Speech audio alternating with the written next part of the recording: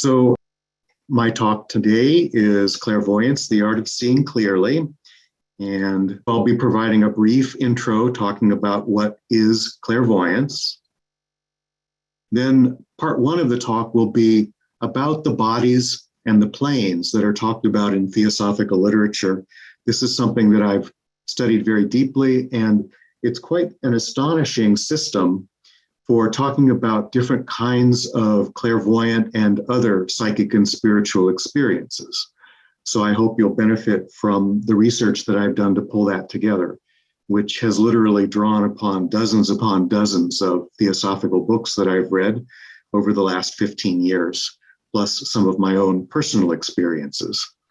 So let's continue now with the What is Clairvoyance intro. And I want to emphasize it's not what you think in the little extra line there. And in order to understand what I mean by that, let's talk about the way clairvoyance is usually thought about. The literal definition of the word is clear seeing. It's a word that's based on French roots. And there's a kind of snarky dictionary definition that I came up with that I thought was interesting to consider here. The supposed power to see what cannot be perceived by the senses and or acute intuitive insight or perceptiveness. So that word supposed is a little annoying for those of us who have this supposed power. And I think you'll understand as the workshop progresses what it means to have that power of clear seeing. And it's not just perceiving things that cannot be perceived by the physical senses. I think of it as clear seeing about just about any aspect of what life has to offer. So there's a kind of common usage of what clairvoyance is. If you hear it talked about among friends who are reading books on subjects like this, these are the kinds of things that are likely to come up. I consider it the psychic ability to perceive such things as auras and chakras. Sometimes this takes the form of medical clairvoyance, which is the ability of a medical intuitive to see inside the body using inner senses. Sometimes there'll be people who will make the claim of seeing non-physical beings, such as fairies and angels, and that also is a kind of clairvoyance. Spirit guides and people who have passed on, the deceased, in other words, but also spiritual teachers who may not be in physical form can show up to people who have clairvoyance.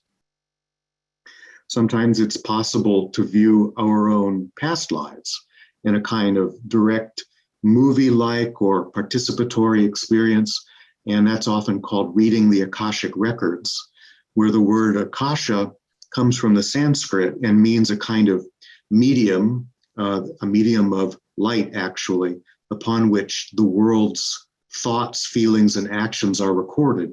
And some clairvoyants have the ability to perceive what's going on in these Akashic records.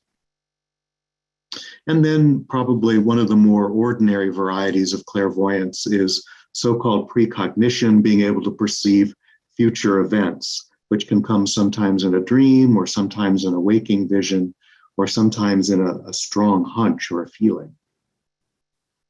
And then other realms of being. So people who learn how to astral project, for example, may go beyond the physical plane and actually see places on the astral plane, which is one of the planes I'll be talking about in the next section. And there are many of these realms of being outlined in theosophical teachings. But clairvoyance is not really the last word on what it means to have some kind of psychic or spiritual ability.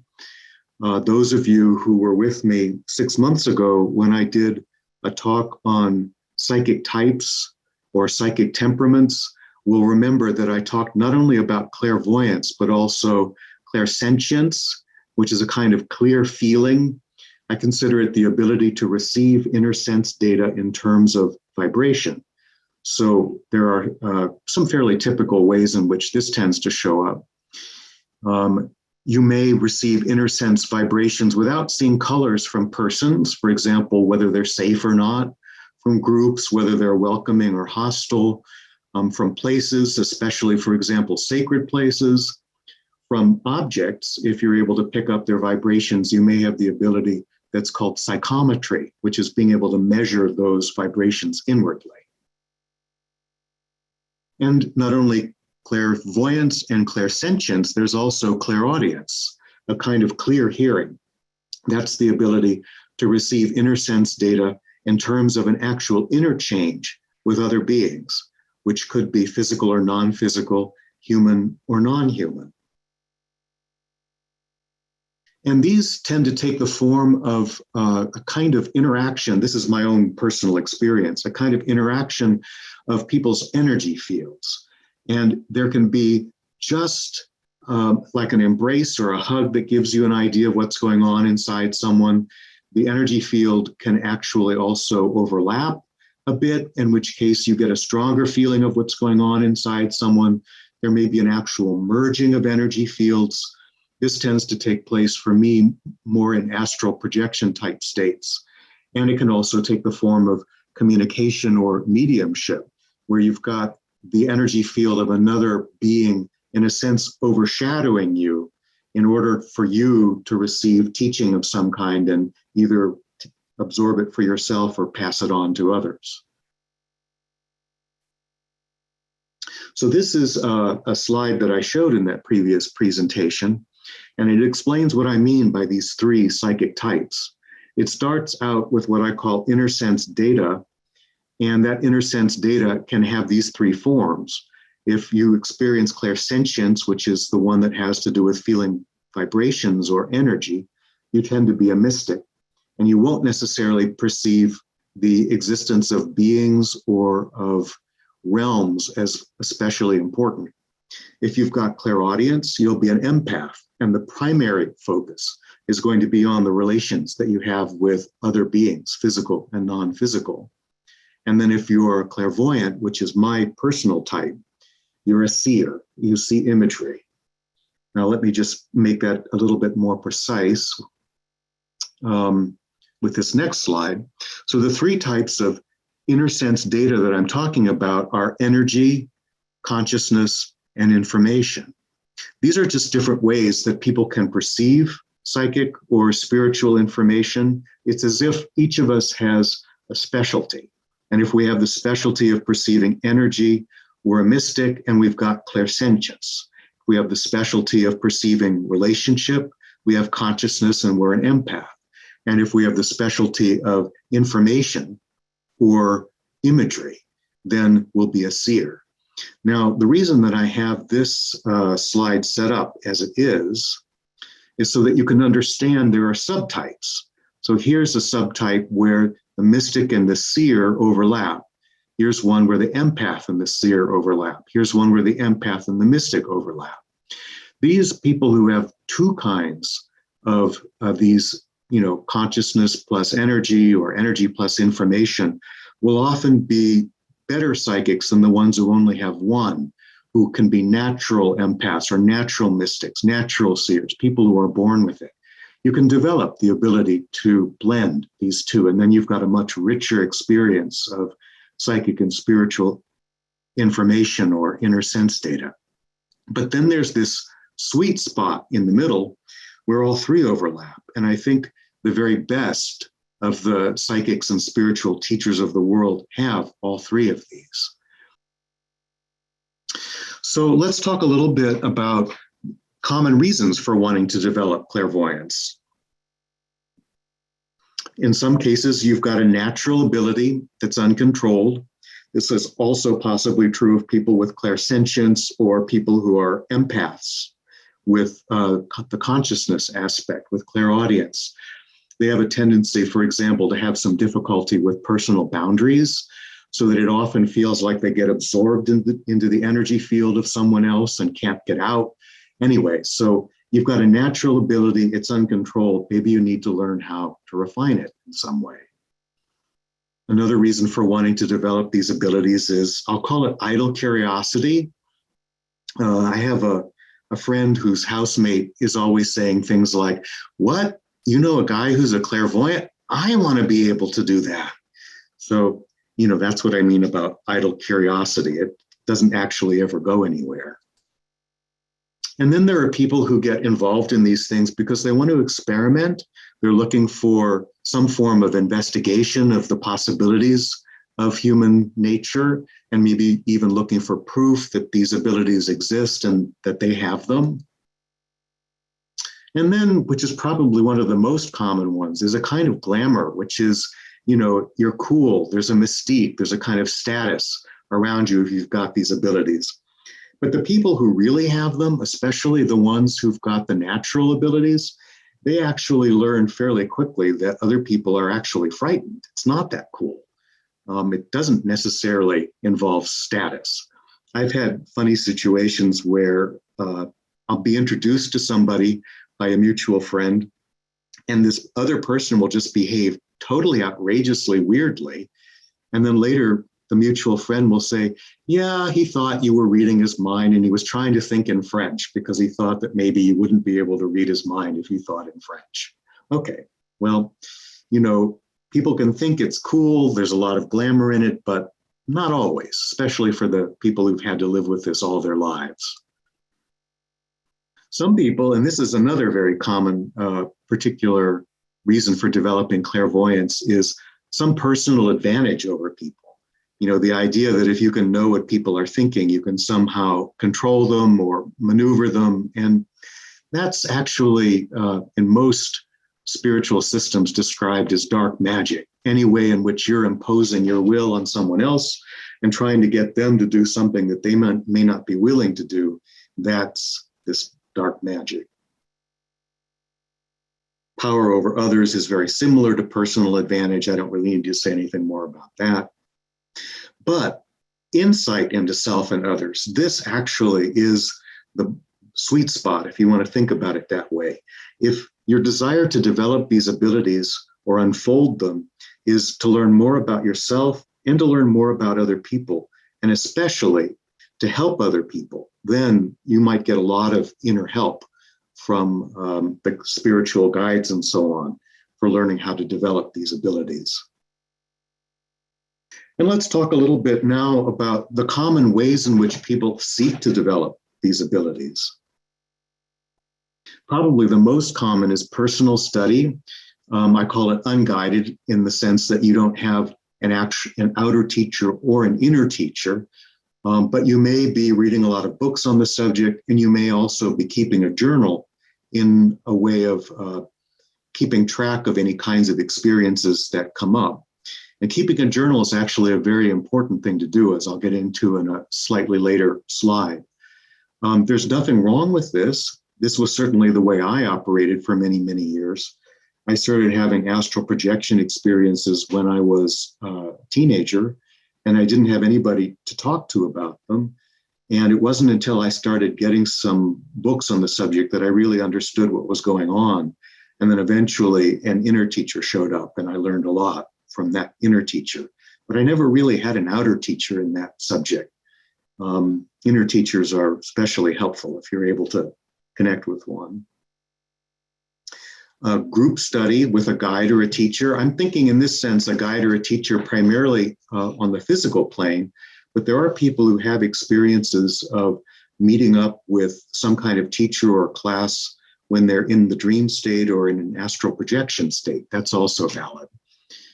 Here you've got what we're experiencing now, where you just get a smattering of insight into things, and then you're left in a sense to integrate it on your own. Or you might be able to find somebody who's teaching online or ongoing classes. Well, they're mostly online now. I used to teach them in my living room, but I can't do that anymore because of the pandemic.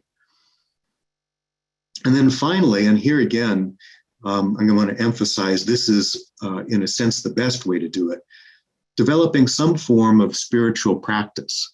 And I'm calling that supported lifelong learning, because it takes a really long time to develop these abilities to the strongest, deepest extent that you can.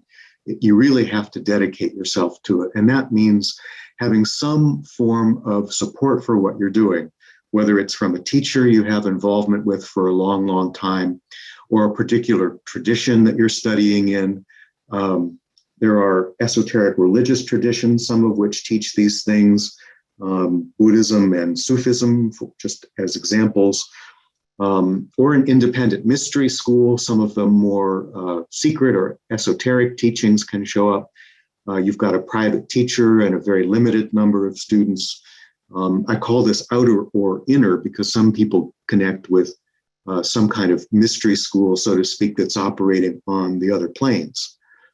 And the Theosophical Society is sort of in between those two things because it's not a religious tradition, but it has many, many esoteric teachings that are recorded in ways, in books especially, that people have access to if they just know where to look.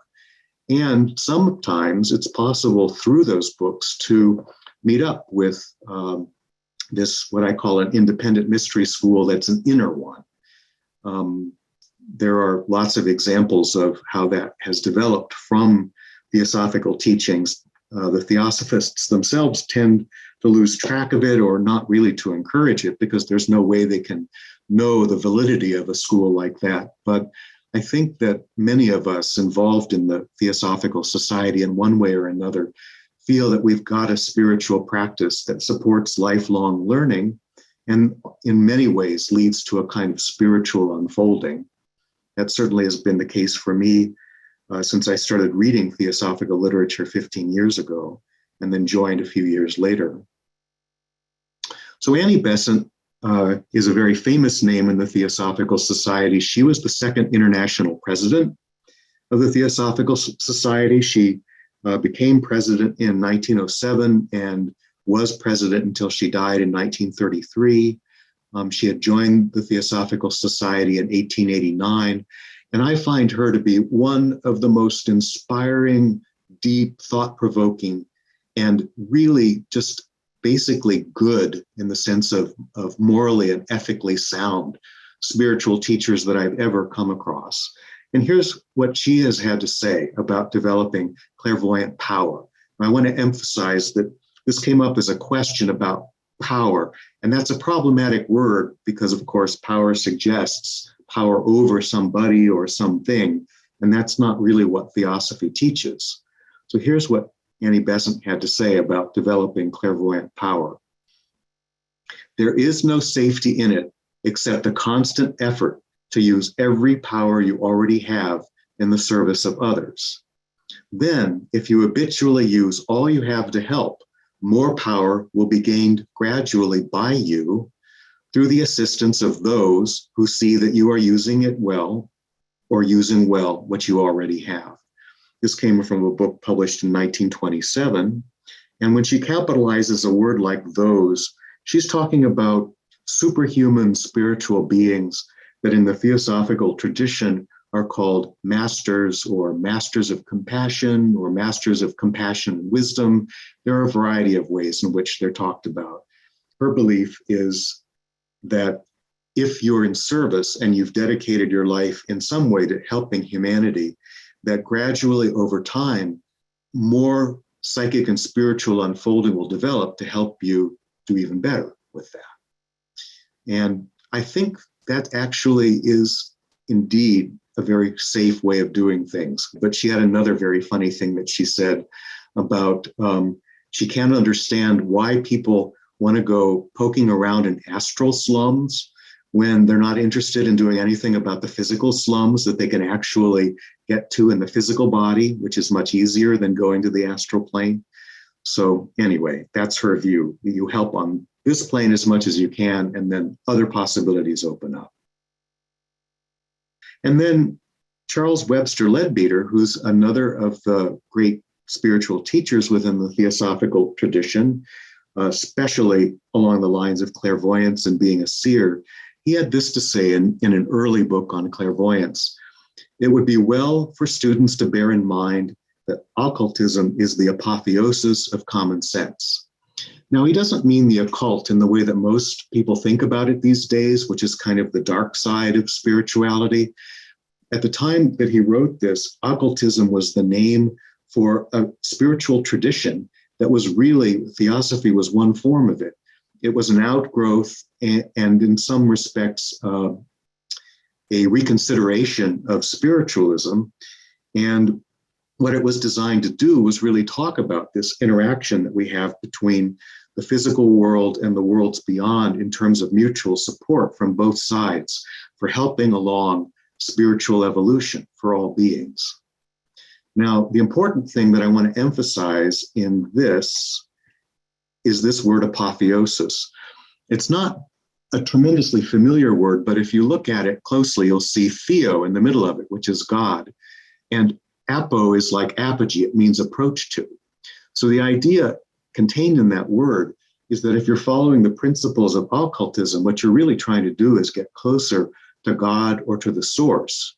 And in fact, the word theosophy that the Theosophical Society has developed to express comes from theo and sophia, which is direct knowledge of God.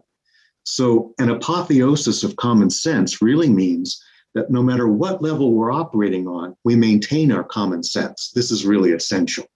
And this is one of the reasons why I want to talk about bodies and planes, so that we can understand what common sense actually means at these different levels.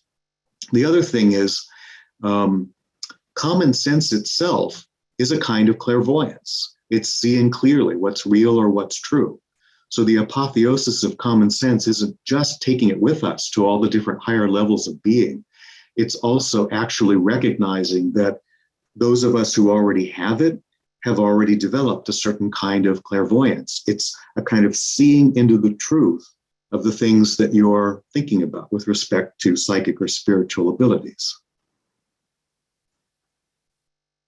So how do we maintain common sense?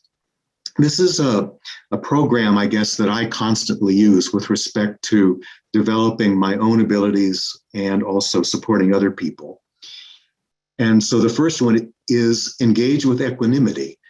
And anybody who's ever had an out-of-body experience will tell you that before they actually got out of body, they had numerous times almost got out of body and then got so excited that they ended up right back in it again. So that's what I mean by engage with equanimity. If you see a spiritual being, just notice. Don't have a really strong reaction of either excitement or fear. Engage with equanimity. Then the next thing is observe as deeply as you can, because whenever you have one of these abilities develop in an actual experience, it's an opportunity for you to explore what you're capable of doing and see not only what strengths you may have, but also what limitations. So I often, if I ask somebody about a spiritual experience, I may ask questions about things they didn't say they noticed. Sometimes they inwardly recorded that experience, and sometimes they didn't know it was important. And sometimes it was neglected, and that gives me an idea of what I might need to do to support them in understanding such experiences. This is also essential. Record as much as you can. It's very difficult to monitor one's own psychic or spiritual development without a record. I've been keeping a dream journal for 40 years, and rare is it that there's a night where I don't record something. And many of my astral projection and beyond experiences have shown up in some dream state. And it might actually take place on a higher plane, but it just happens to occur when I'm asleep. So what I do is the minute I can, sit down with at the typewriter the word processor, or sit down with a pen and a journal, I'll do what I can to record as much as possible so I don't lose anything. And then I've got a record so that, years later I can go back and see how my experiences developed from that point. And if you've got a record, what will happen is you'll start to notice links to previous experiences, chains that develop, beings that show up, teachers of various kinds. For example, I had a spiritual being showed up for the first time a couple years ago, who I call WG, which stands for wise guy, because he's very wise, but he's also very funny. He's got a incredibly, I can't call it dark or cynical, but it's a very realistic sense of humor about human fallibility. And he's been very good about helping me understand where I've got some challenges in that department. And he just laughs all the time. But one of his jokes is when he shows up in my dreams, he looks like a completely different being from the last time he showed up. And it's a kind of spiritual test to see if I recognize him. But I always show up I can always understand who he is when he shows up in a different form by his sense of humor, because it's so unique to him. So I wouldn't be able to recognize that I've had all of these experiences with WG if I hadn't written them down and I could see the connection to the sense of humor.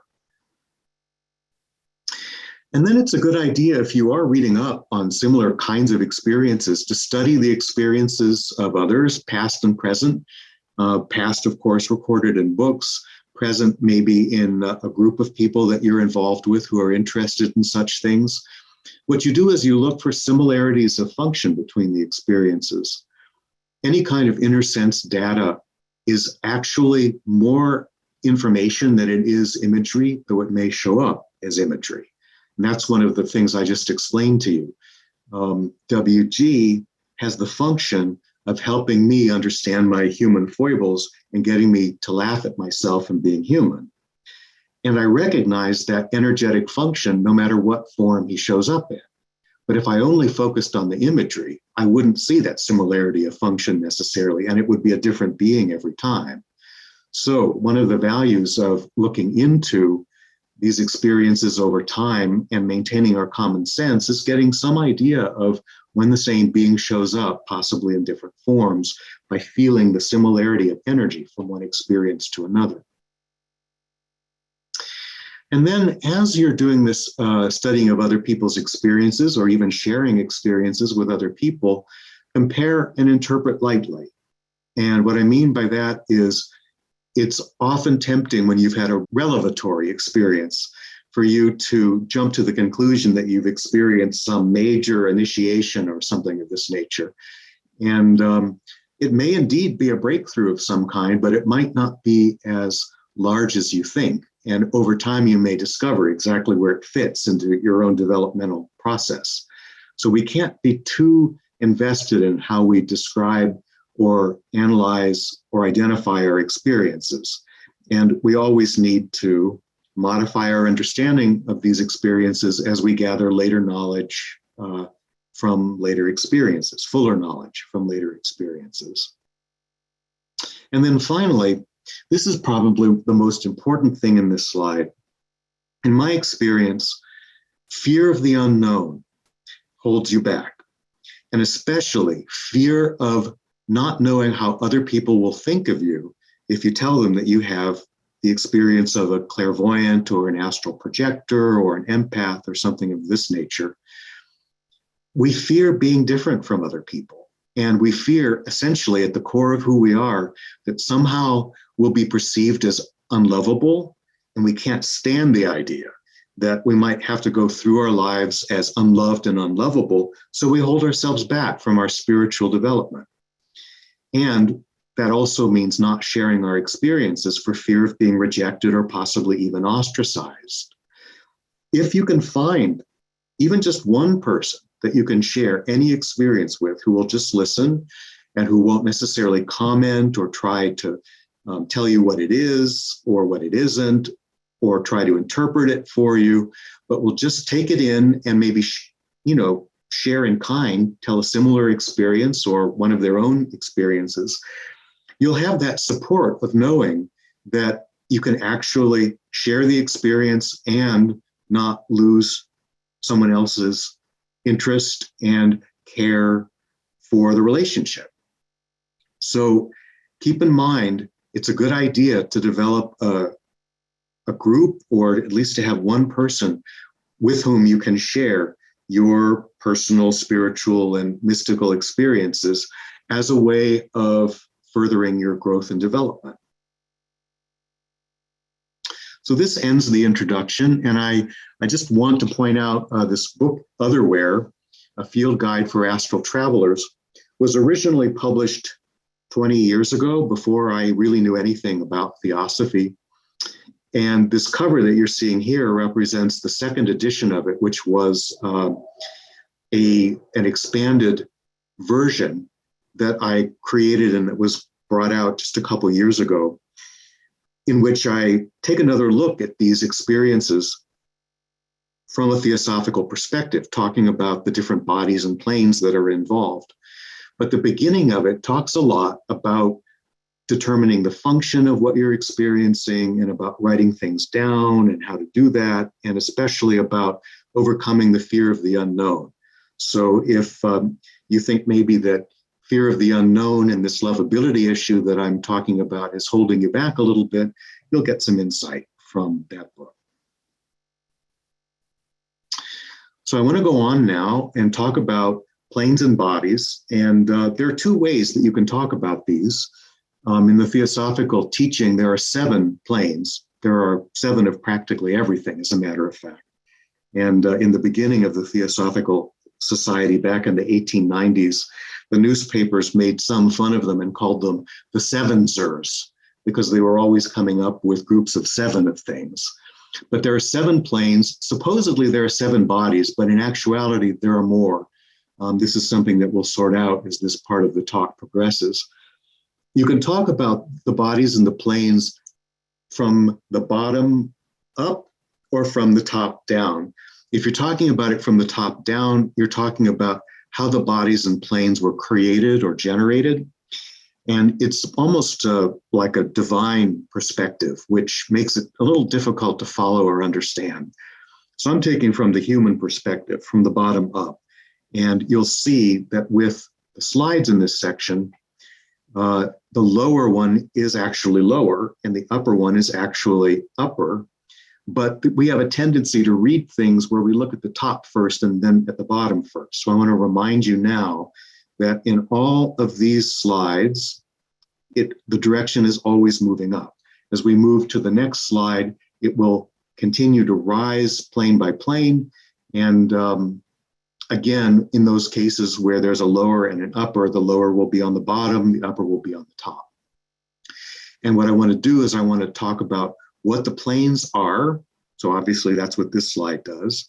There's a lower physical plane, there's an upper physical plane. I'm numbering them 1A and 1B so that you've got a clear idea that this is the starting point. And the bodies, sometimes the numbers of the bodies don't go along with the numbers of the planes. So we'll sort that out too. And then I talk about the functions. So this is kind of a theoretical guide. It's been developed from 15 years of studying theosophical literature. Many, many books went into putting this together because it seems like you can't get it all in one place.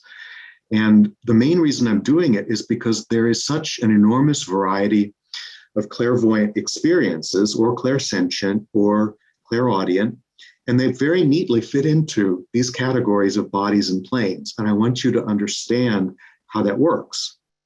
Okay, so let's go on now and talk about the different aspects of these bodies that I consider important.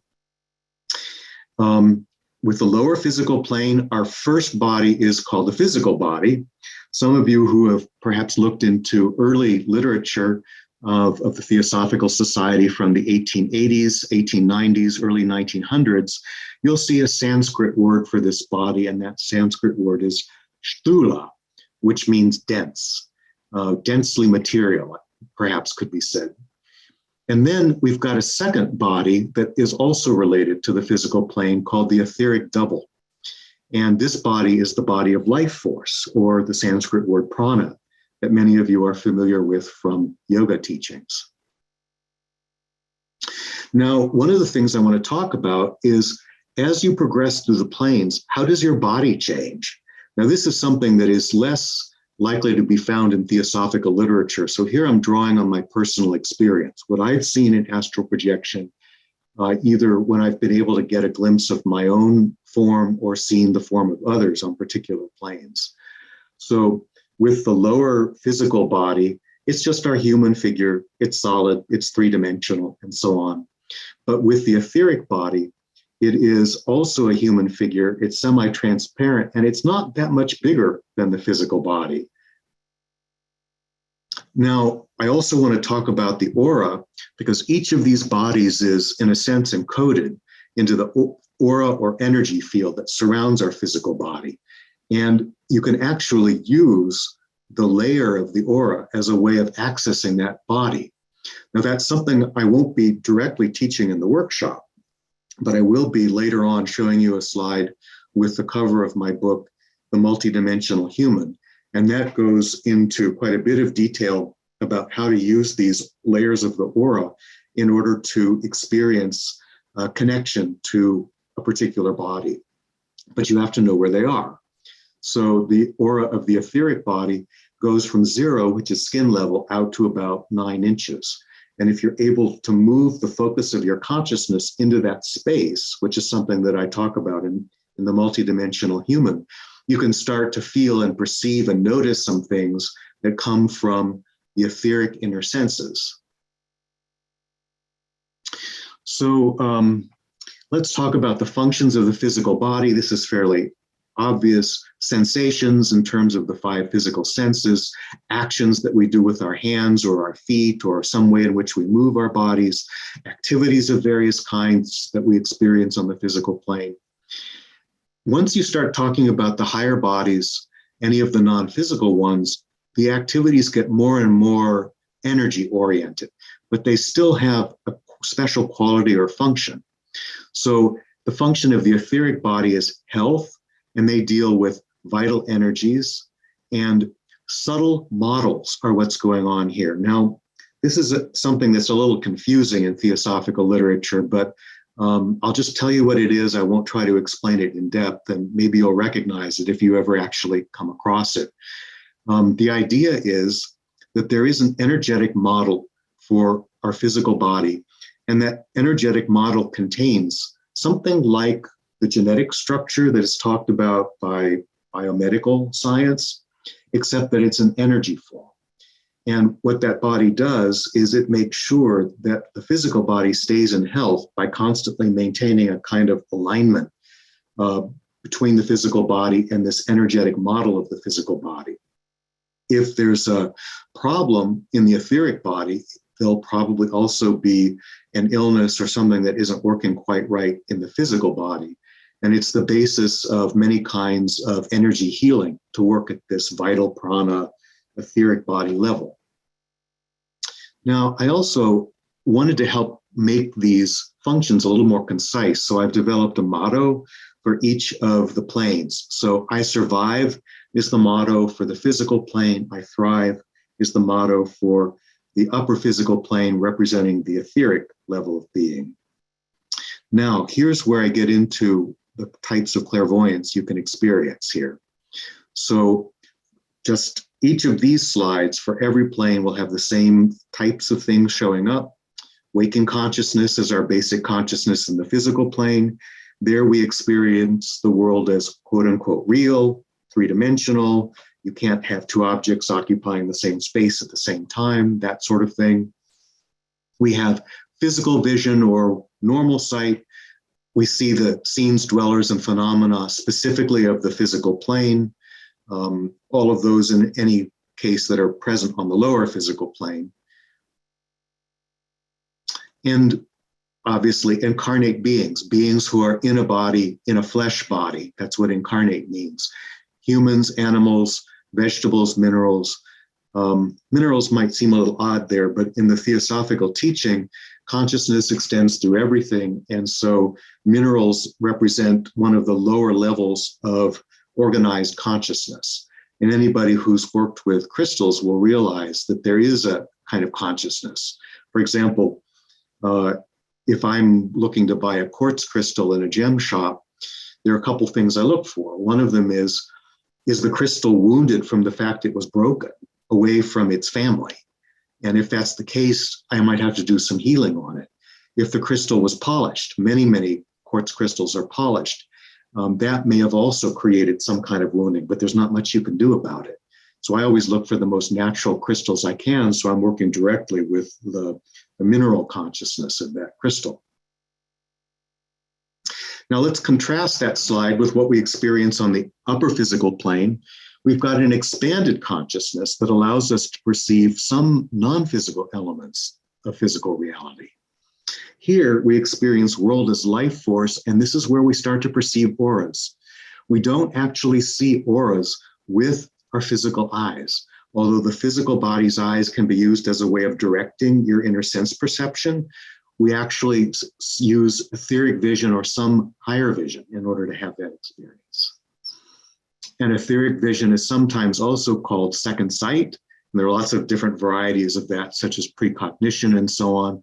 But it's things that show up in direct connection with the physical plane.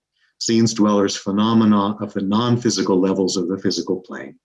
And these can include nature spirits, gnomes, fairies, etc., human apparitions and hauntings. These are all aspects of etheric vision. The word deva needs a little explanation because people who aren't familiar with theosophical teachings won't know about it. Devas are essentially angels, but because angels have in the Jewish, Muslim, and Christian traditions such very strong connotations and visuals, well, not so much visuals with Muslims, but there's a long tradition and history of them, and the word deva doesn't quite capture that and gives you a little more freedom. However, devas do have a long tradition in Hinduism. The word deva is a Sanskrit word. It means the shining ones, because the devas are essentially gods, not necessarily the major gods, Shiva, Vishnu, Brahma, but the lesser gods that are involved with the weather and all the way down to a tree that can have its own inhabiting deva. These are the kinds of things that you can experience if your upper physical plane sight or etheric vision or vision through the etheric body has been developed. Okay, let's go on to the astral plane. So the astral plane has the same relationship between lower and upper astral plane. This is my personal experience in theosophical teachings. They don't really talk about a difference, much of a difference anyway, between the lower and the upper. And when they talk about the astral body, it's always a single body for the astral plane.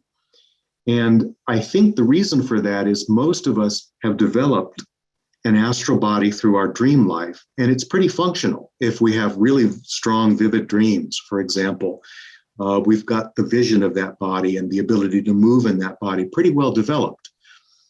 Whereas with the etheric body, most of us don't have that. And in fact, there are spiritual teachings that say that there's a stage in spiritual development, at least as it's taught in Theosophy, where the physical body and the etheric body merge, because you don't really have a complete so-called vehicle of consciousness on the physical plane until those bodies have merged. And I think it's also true of the astral plane, but most of us already have a complete astral body. So we don't really see a lot of writing about a lower astral body or an upper astral body. But in the older theosophical teachings, there's a distinction. The astral body is related to the principle of kama, Sanskrit word for desire, and sometimes it's called the desire body, in addition to being called the emotional body. And the lower aspect of it is a sort of mixture of the force of desire and the life force, kama prana. By the way, I want to go back for a moment to something on this slide. Devas as molders of life force. I'll bring the devas into every slide. They're always a molder of something. That's the way that I see devas. They create wholes of various kinds. And depending on the level that they're operating on, they're a shaping force. And they're also a conscious being. And if we know how to communicate with them, we often can learn a lot from them about how we mold different energies. And that is, in effect, learning how to create our own reality, or you can talk about it as magic. Okay, so let's go on here. The form of the lower astral body is just a human form. It's radiant. It's not just transparent like the etheric body. It has some kind of starry light behind it. That's what the word astral actually means, starry. And then you've got, when it's more developed, a human form resembling a five-pointed star. So you're starting to lose the actual physical body a little bit, but you've got the two hands, you've got the 2 feet, you've got the head. It's sort of like a star or starfish look. And then again, because the astral level doesn't seem to be differentiated in most people in the two, it seems to be united. I'm only giving one aura distance here, and it's 9 to 18 inches for the astral body. The lower emotions, these are reactions, resentment, anger, frustration, those all come in with the lower astral. Pure desire, when you just have to have something. Wishes too, idle wishing about things. These all tend to float around, so to speak, in the lower astral level of being. Whereas with the higher, we have so-called higher emotions, ones that are aspirational. They have to do with growing, developing ourselves, intentions to do something. There are intentions like every day and every way I'm getting better and better. That's an intention that would work through the astral body, and then down into the vital body, and then down into the physical body. So astral levels of being have to do a lot with these intentions. And the motto going up is, I feel or I hope. So hope is an interesting combination of wish or desire and aspiration, and that's the ideal for having the clearest form of clairvoyance or clairsentience in the astral body, is to hope for clarity or to become what Theosophists call an invisible helper on the astral plane, helping people who have passed on. So at the astral emotional level, what we've got primarily is dream consciousness. The world is made up of so-called desire or emotion forms. People who are familiar with theosophical teachings, and to some extent with other teachings that have picked this up, will recognize the word thought form, which is an energetic form that embodies a thought of some kind. And in some of the older books, for example, Annie Besant's book on karma from the 1890s, she talks about desire and emotion forms, which it's the same principle. It's what happens with a desire or an emotion when it gets turned into a form on the non-physical plane, and you can actually see it clairvoyantly. What we've got here is astral vision. Again, scenes, dwellers, phenomena of the astral, not just the astral, also the physical plane. It's possible for people who have developed astral vision to perceive not just, let's say, the recently dead or a haunting, but to actually experience a visit of some kind from someone who's passed on. Here, the Devas are the molders of desire. They mold the desire and emotion forms, and they also mold our own desires, in a sense, to help us realize them, or in some cases, to prevent us from realizing them if they happen to be destructive in some way. And then as far as the afterlife is concerned, the astral level is the beginning point for most people's journey through the afterlife in theosophical teaching before they reincarnate. And in the lower levels, they experience a kind of catharsis or purging of the heaviness or negativity of, difficult emotions, suffering, and so on that they may have experienced in physical life. It's not a hell, it's more like a purgatory. They get through it, they move on to the higher levels of the astral plane, and these have more of a heavenly feel. But as Leadbeater talks about, these are selfish heavens. I ended up, for example, I'm not saying I, me, but I as somebody who's passed on, I've ended up in a higher realm, and it's the realm of some religious denomination, say some Christian denomination, and we're the only ones here, and we're the superior ones, and we're so happy, and it's perfectly heavenly, and we've got our robes, and we've got our harps, and we're singing our favorite hymns, and everybody just loves it. That's the upper astral plane, and it's called a selfish heaven because nobody else is allowed in. There are higher heavens than that, luckily. Okay, let's talk about the mental plane. Now, this one does, in theosophical literature, have quite a lot of information about the difference between the lower level of the mental plane and the upper level. And there are actually two different bodies here. So now we're starting to get out of kilter, a little more out of kilter with the numbers of the bodies. So the third plane comes with the fourth body. The upper third plane comes with the fifth body. The lower body of the mental plane is simply called the mental body. Sometimes it's called kama manas because it's the intellect colored by the emotions. Most of us are living from that level. And so we've got really strong likes and dislikes, things that we'll absolutely avoid, things that we'll absolutely welcome and go after. We're extremely ambitious about doing these kinds of things. That's an example of being driven by the mental body. Pure manas, pure mind, goes along with the causal body.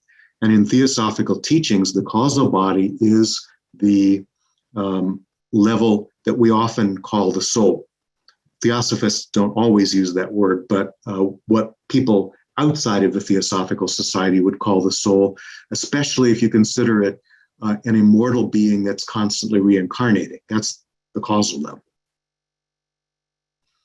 So here, the form of the mental body is more of an egg, usually a fairly large one, with a 5-pointed star within that represents the body. Any of you who have seen a book by Leadbeater called Man, Visible and Invisible, there's a whole series of aura pictures there, and many of them are of the mental body, and they all have this sort of semi-visible human form within a very large egg form that has a lot of color and dynamism. With the causal body, the form starts to focus or concentrate itself. So it's no longer a huge egg, it's more like a sphere. And the human form becomes even less defined. It's more like a 5-pointed star. And so the aura for the mental body is between 1.5 and 3 feet out. The aura for the causal body is between 3 and 5 feet out. Now, it's possible through some of the practices in the multidimensional human to imagine a pair of energy hands that represent a higher level of your being, and to move those out layer by layer.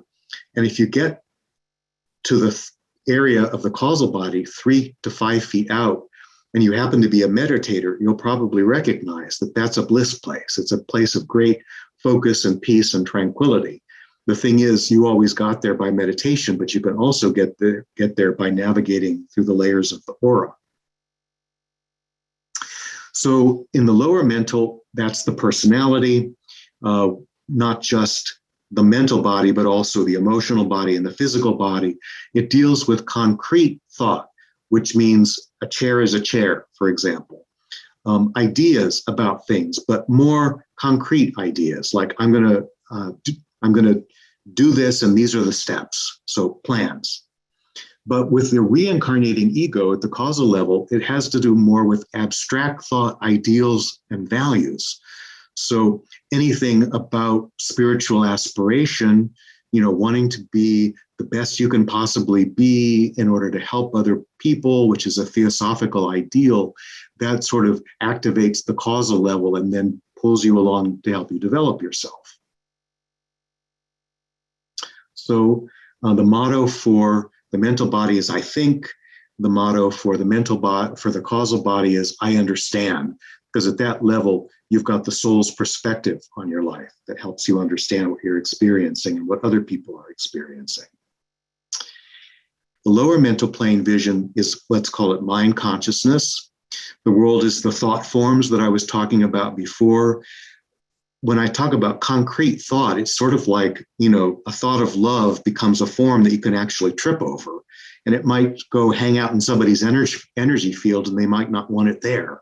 They might be constantly batting it away. So there's a concrete element to thought forms. Mental vision, scenes, dwellers, phenomena of the lower mental plane, but also adding in now the astral and physical planes. The devas here are the molders of thought in the same way that they were the molders of desire on the astral plane. So they're involved with these thought forms, especially thought form messages. A lot of times, if you're thinking really hard about somebody, you're sending a thought form message to that person, and then they call you. Or maybe they're thinking about calling you, and they send a thought form message to you, and you realize that you start thinking about them, and then the next thing you know, they're calling. So that is something devas do with thought forms. Here, we also have the afterlife. They're residing in what I call understanding-based afterlife zones.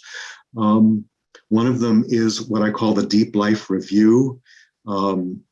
There's another level that I call the compensation zone. This is equivalent to what the Theosophists call Devachan, which is a heavenly place where every aspiration that you had while you were alive that you were not able to follow through on because you were blocked in some way, you actually have a chance to experience the heaven of having that idea realized and the deep satisfaction that comes with that. And then when you prepare to incarnate in the next lifetime, you'll actually be strengthened to have that experience, to create that experience in your next lifetime. And then the worldview zone, that's not something you'll find in Theosophy, but it's a place that people go to hang out in their belief structure, in their mental body. It can last for hundreds of years, even if the person has moved on. We see these worldview zones, for example, in the case of someone like Shakespeare. It's almost like after he died, because people loved his plays so much, that this Shakespeare theme park developed on the lower mental plane based on his worldview. And the worldviews of everybody who's been involved in acting or in reading or in turning it into a film or watching a film or directing a play. Anyway, that's what I mean by the worldview zones. So on the upper mental plane, what we've got is soul consciousness. Here we experience the world as forces in play. This is a level where real magic can develop, especially the light magic as opposed to the dark magic, where you just start to feel or perceive through the causal body the forces that are coming together to create a situation. And you may be asked by a higher power or being to step in and do something about that.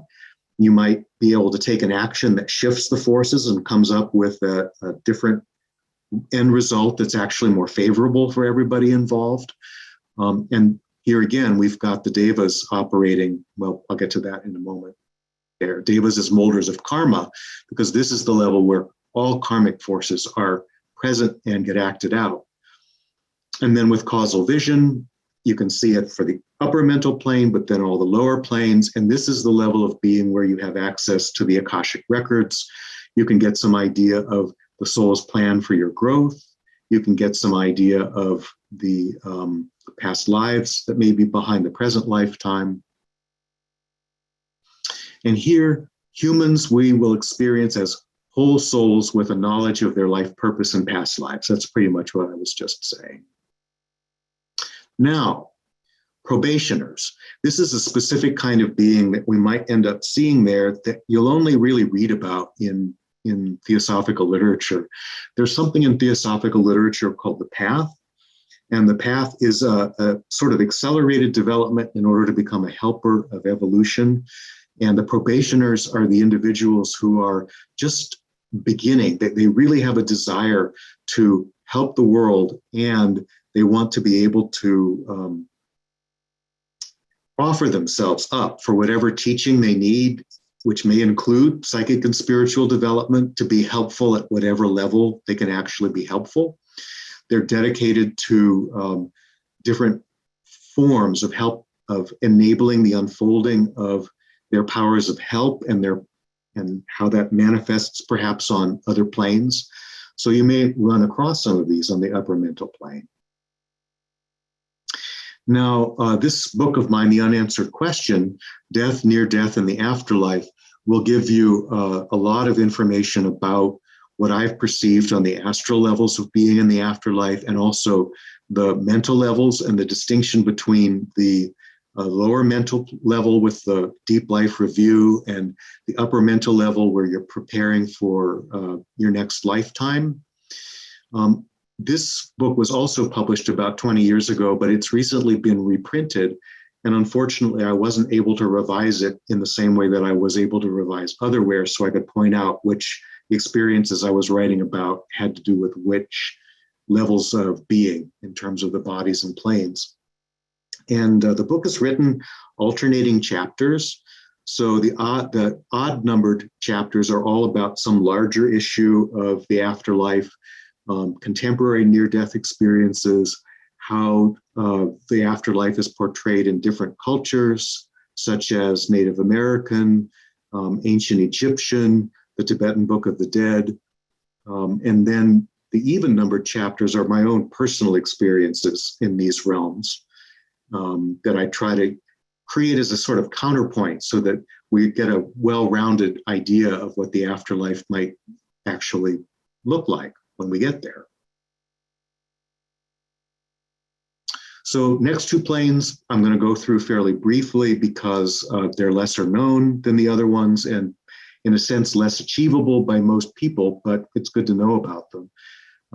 The so-called Buddhic plane, fourth plane, sometimes called intuitional. It has the sixth body, also called the Buddhic intuitional body. It deals with a Sanskrit word buddhi, which means intuition. And of course, you'll recognize that that word is the source of the word Buddha. Buddha means enlightened one. Buddhi is the faculty that leads towards enlightenment, you could say, by developing a special kind of spiritual intuition. Here, our form is point-like and the star dissolves. So we've got even more compression, losing the human form and a compression of the way that we are expressing ourselves. And at this level, time and space tend not to operate in ways that we would consider intelligible. And so it's not easy to bring back experiences from this level, except for a feeling, for example, of bliss.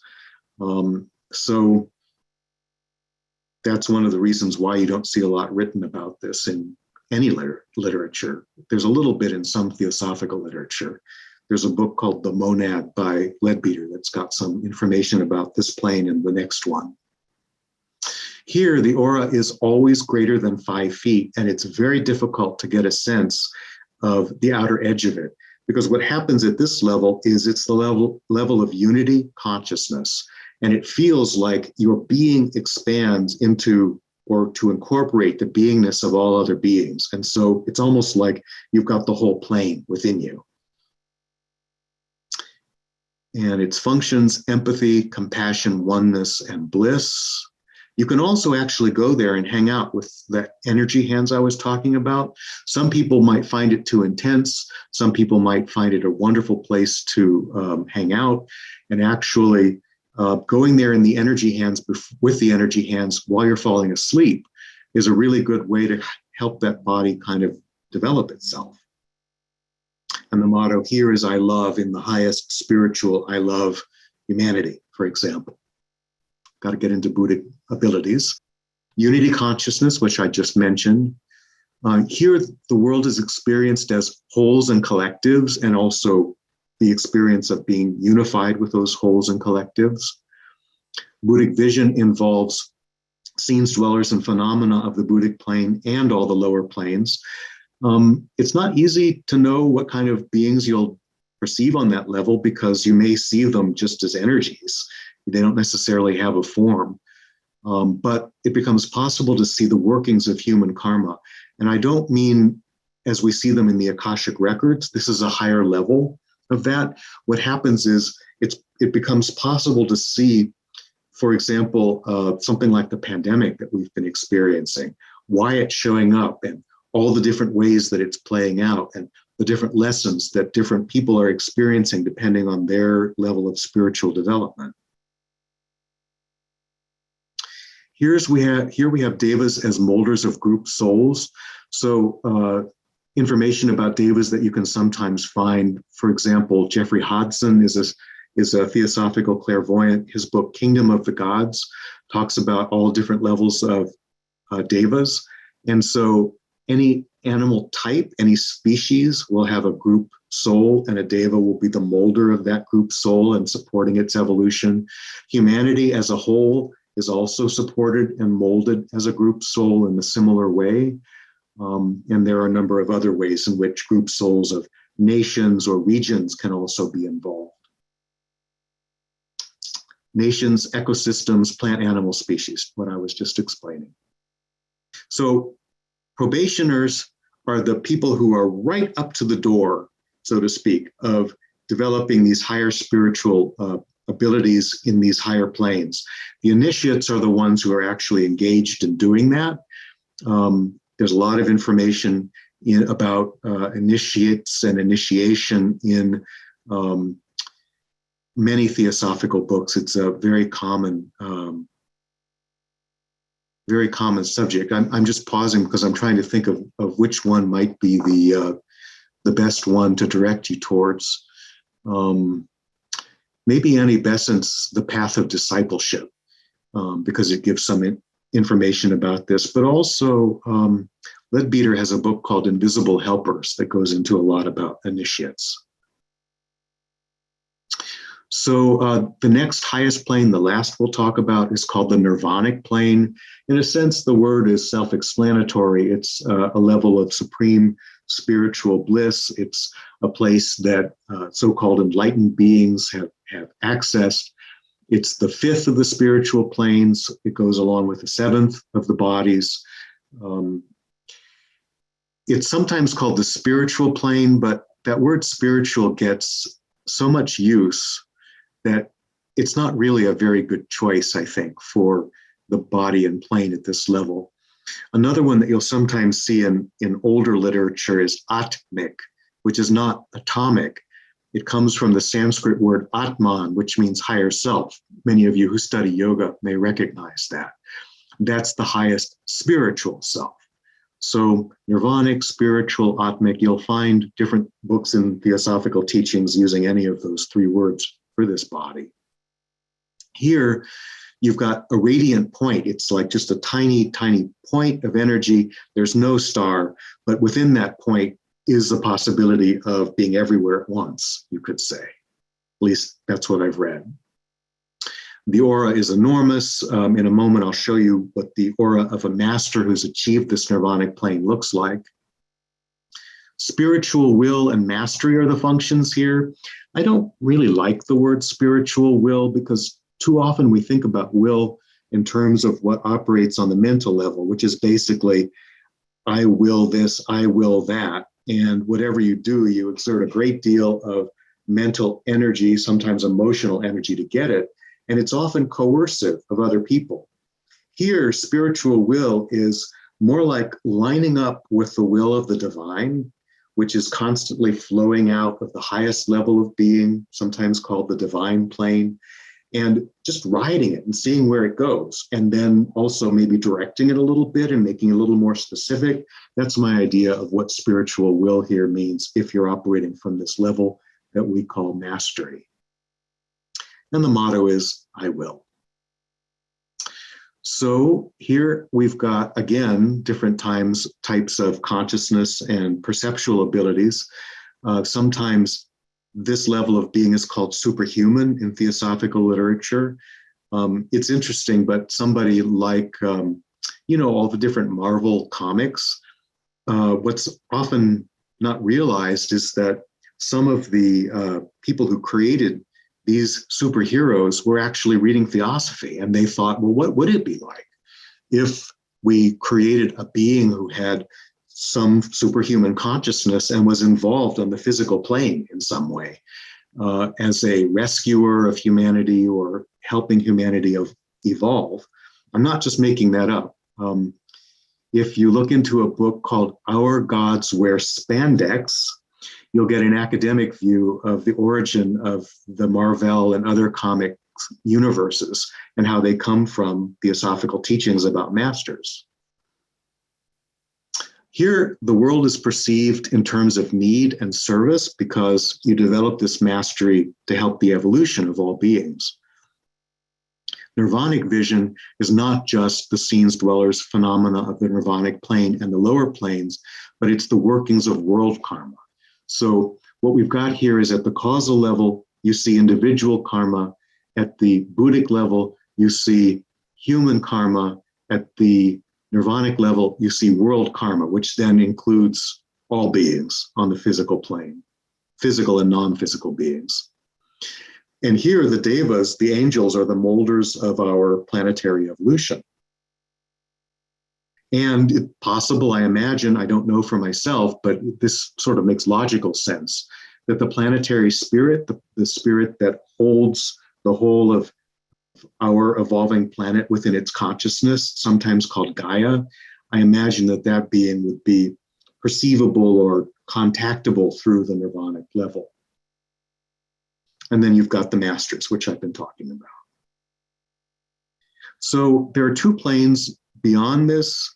They're called unmanifested planes. There's a monadic plane and a divine plane, which I briefly mentioned a moment ago. To describe these and talk about them would be not very useful. You can only really speculate on them. So I'm going to leave them aside because there doesn't really seem to be anything we can do to unfold or develop spiritual powers beyond the Nervonic plane. They're just not available. And there's, as I promised, the aura of a master. You can see a sort of human form. There are many levels of radiation. If I were to encounter such a being on a non-physical plane, I might see this being as a point, but there would be the feeling of enormous power surrounding this individual. This is from Man Visible and Invisible by Leadbeater. And his perspective on this is that this one being, if this superhuman being were embodied on the physical plane, this aura would extend for miles and miles.